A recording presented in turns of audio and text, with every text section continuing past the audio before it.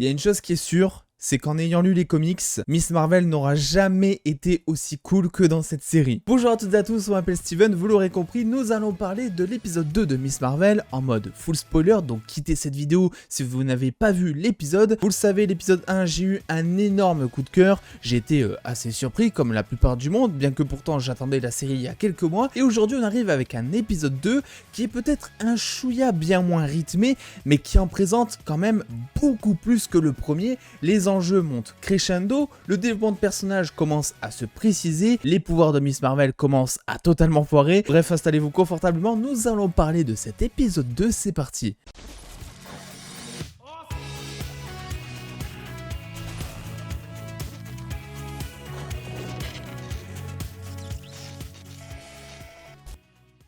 Alors je pense que dans cette critique, on va lâcher quelques idées sans parler de théorie, je vais juste au moins balancer quelques idées, parce que c'est vrai que beaucoup de mystère est resté sur cet épisode, que ce soit au début, avec l'introduction enfin de Cameron, qui dans les comics est un méchant, enfin au début il est gentil, ensuite il est méchant, mais en fait j'ai l'impression que c'est exactement ce qu'ils sont en train de nous servir. Mon plan, c'est que complètement, il est en train de se rapprocher de Kamala pour lui piquer le bracelet ou voilà quelque chose en rapport avec le bracelet, et en fait c'est pour servir ses intérêts ou peut-être ceux de sa mère. Sa mère qui dit justement dans la bande-annonce qu'on avait analysé « Est-ce que tu sais ce que tu es vraiment ?» Là où dans cet épisode on apprend que le pouvoir de Kamala ne viendrait pas du bracelet mais d'elle-même, et que le bracelet servirait juste finalement à déployer ce pouvoir, à l'utiliser, à le libérer. C'est vrai que du coup on peut se poser la question suivante, est-ce qu'il serait en train de nous faire une introduction des Inhumans? Je veux dire, moi, j'y croyais absolument plus. Pour moi, c'était caput, c'était mort dans l'os. Et là, je commence à avoir à nouveau de l'espoir. C'est très dangereux, Marvel, de faire ça. C'est très dangereux parce que voilà, moi, aucun souci. Je me suis dit, ils vont adapter le personnage. Je sais pas comment ils vont faire, mais ils vont l'adapter. Et là, on a l'air d'être sur un truc totalement différent avec en plus le mec donc de Damage Control qui dit que Kamala Khan est une individu altérée à un moment. Dans les sous-titres français, en tout cas, c'est ce qui a marqué. Donc, qu'est-ce que tout ça, ça veut dire, en gros? Voilà, j'ai trop hâte d'avoir les réponses. Ça y est, on est reparti dans l'époque WandaVision. J'ai envie de sortir 12 théories par vidéo. Enfin, plutôt 12 vidéos théories par semaine. Ouais, c'est mieux quand même. Alors, pour en revenir à l'épisode en lui-même, on va encore plus loin dans la culture musulmane. Et c'est un truc que j'adore parce que, au-delà finalement d'avoir cet intérêt et ce côté ambitieux, parce que de nos jours, c'est ambitieux que Disney propose une chose comme ça parce que c'est risqué, en fait. Voilà, malheureusement, c'est vrai, c'est risqué, ça divise. Il y a déjà des enfoirés, pardon du terme, qui ont déjà monté des pétitions, des groupes anti-musulmans, etc. Bref, c'est n'importe quoi. Tout ça pour dire, en fait, que au-delà du fait qu'on parle d'une nouvelle religion, entre guillemets, et qu'on en parle correctement d'ailleurs, selon moi, bien que, apparemment, le voile serait pas assez bien mis, parce que le voile est pas censé laisser apparaître les cheveux, de ce que je comprends. Alors, je suis pas spécialiste. S'il y a certains d'entre vous qui sont musulmans, ou qui connaissent tout simplement, c'est avec plaisir que je lirai vos commentaires parce que je ne demande qu'à me cultiver là-dessus. Et ensuite, ça rajoute surtout un côté fraîcheur, moi je trouve, parce que c'est pas juste la religion, parce que cette religion, elle offre des scènes qui sont quand même assez inédites. La scène de la mosquée, par exemple, où on t'explique le pourquoi du comment les femmes et les hommes sont séparés, par exemple. La fête de l'Aïd aussi qui est présente. Alors il y a beaucoup de choses concentrées en un seul épisode, et c'est parce que je pense que ils veulent développer à fond tout le contexte en fait de la famille en général et toute leur culture avant de passer plus vers le côté super héroïque du personnage, parce que clairement cet épisode, c'est vrai que le côté super héroïque, on l'a pas tant eu que ça. Voilà, on l'a eu un petit peu à la fin, un petit peu au début, mais sinon mis à part ça, c'est vrai que on a eu quelques baisses de rythme par moment, et c'est le seul truc que je pourrais reprocher par rapport au premier épisode qui, selon moi, était vraiment rythmé de manière parfaite. Ça fait pendant les 3/4 du développement de personnages, avec toute l'introduction de l'univers de Miss Marvel, en tout cas de Kamala, et ensuite le côté Miss Marvel qui commence à arriver. Là, c'est vrai qu'on est plus sur un effet d'escalier en fait dans cet épisode, avec des moments creux, des moments hauts, mais ça n'en reste pas moins intéressant. Ça va plus, je pense, par contre divisé, étant donné qu'il y en a certains qui vont préférer l'action, d'autres le développement de personnages, et me concernant, c'est vrai que cette série, je la kiffe beaucoup plus pour le côté personnage, pour le côté familial. J'adore suivre l'aventure de toute la famille, ils sont tous très attachants vraiment, et t'arrives à avoir de l'empathie envers certains. J'ai vu d'ailleurs en commentaire la semaine dernière que certains détestaient donc la mère de Kamala. Bon, je peux comprendre pourquoi, mais là, j'aimerais avoir votre avis du coup pour ces mêmes personnes. Est-ce que vous trouvez pas un intérêt? On commence à apprendre des choses sur sa famille, des secrets, enfin bref, des choses comme ça qui sont plus ou moins intéressantes. Et du coup, certains vont dire que c'est cliché, parce que j'ai pas pu m'empêcher de me le dire en fait, et je l'avais l'avait déjà dit dans la bande-annonce, le moment donc où Kamala voit Kamran, qu'elle est en mode tout émoustillé, etc. C'est vrai que ça tu le vois vraiment dans tous les films, dans toutes les séries d'ados, on le voit même un délire comme ça dans Spider-Man Homecoming avec Liz, enfin bref, c'est dans tous les trucs d'ados. Donc quand tu vois ça, c'est vrai que tu te dis, bon, au final, ouais, c'est ultra cliché, ça nous sert pas à grand chose de nouveau. Mais en fait, c'est normal, c'est que quand t'es ado, c'est à peu près ce genre de truc que tu ressens. C'est juste mis en image, on va dire. Et moi, j'ai adoré la scène d'après où elle gratte son numéro, bien qu'il s'agisse très certainement d'une manipulation du coup et qu'il fasse tout pour se rapprocher, parce que dire c'est quand même bizarre. Enfin, le mec ultra beau gosse, c'est censé être ultra beau gosse, comme ça va direct vers Kamala, direct fait le rapprochement, il est très avenant, bref, il lui propose plein de choses, c'est très chelou tout ça, et d'autant plus quand tu découvres que sa mère est celle donc qu'elle voit donc dans ces fameuses visions, je vais appeler ça comme ça, visions qui, voilà, en termes d'effets spéciaux, je peux peut-être reprocher le truc, voilà, alors je sais pas si c'est fait exprès pour donner un genre particulier ou si c'est juste mal fait, mais j'ai trouvé qu'à l'image ça rendait assez peu réaliste et assez bizarre. Et concernant un autre point négatif dont j'aimerais parler dans cet épisode, c'est une grosse facilité scénaristique qu'il y a donc au moment où Kamala arrive donc à échapper au drone de Damage Control. Elle tombe derrière la voiture qui est vraiment genre je sais pas à 3 mètres de là où se trouvent tous les flics de Damage Control justement. Kamran se pointe avec sa grosse voiture de sport qui réveille toute une ville et arrive à se barrer sans que les agents sachent ou n'arrivent à suivre la voiture de Kamran. Pour eux, Kamala a disparu, ils savent pas du tout où est-ce qu'elle est passée et en plus c'était à 3 mètres.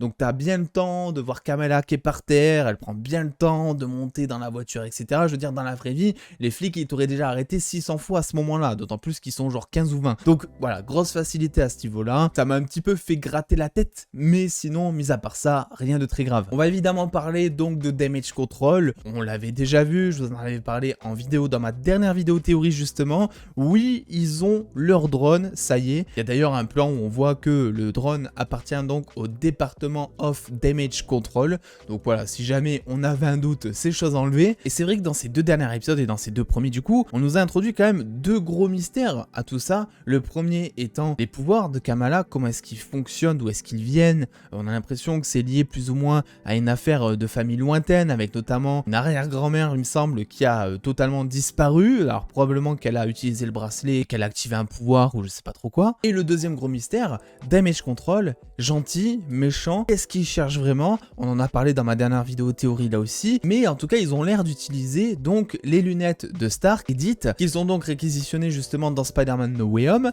Donc là-dessus, moi ça m'intéresse. Est-ce qu'ils utilisent les lunettes, est-ce qu'ils les portent, ou est-ce qu'ils ont réussi à transférer, je sais pas, le logiciel des lunettes dans un PC et l'utilisent sur un PC? Enfin, c'est des détails comme ça, mais moi ça m'intéresse mine de rien, parce que si ça veut dire qu'on va bientôt voir un agent de Damage Control avec les lunettes de Stark, ouais, ça va me faire assez bizarre. Ce qui pourrait pas non plus y avoir un lien, notamment avec le fameux sbire de Mysterio qui a donc sauvegardé le logiciel et les drones à la fin de Far From Home et qui est totalement laissé dans la nature depuis. Est-ce qu'il pourrait pas travailler pour Damage Control, se refaire un casier judiciaire vierge par exemple, j'en sais rien. Je me suis rendu compte aussi dans cet épisode que j'adorais le directeur du lycée, je crois que c'est un lycéen, qui dans le premier épisode citait Mulan, là il cite du Star Wars, il cite je sais plus trop quoi, bref à chaque fois qu'il parle, il cite un film. Le mec est cinéphile, il pourrait ouvrir une chaîne YouTube, ça cartonnerait, tu vois. Et c'est vrai que cette série Marvel, elle arrive à faire ce que certaines autres, comme honnêtement Falcon par moment, Moon Knight aussi, à peu près d'ailleurs toutes les séries Marvel sauf peut-être Loki ou WandaVision. Et bref, dans cette série, même les personnages secondaires, je trouve,